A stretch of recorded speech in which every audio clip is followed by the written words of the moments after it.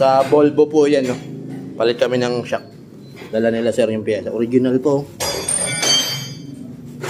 Ano year model yan sir? 97 po. 97 model. Ngayon ito, may lock. Pagkat may ng shock mounting, may lock pa siya. So gumawa kami nito.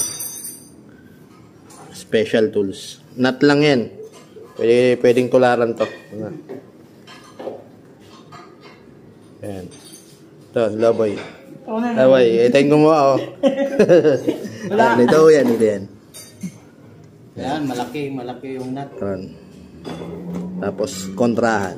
May special tools na kami. Kasi sobrang tigas kanina. Hindi naman pwedeng paluin to, kasi mabibilog to. Pag nabilog to, wala mabibilan ng ganito, disgrasya na.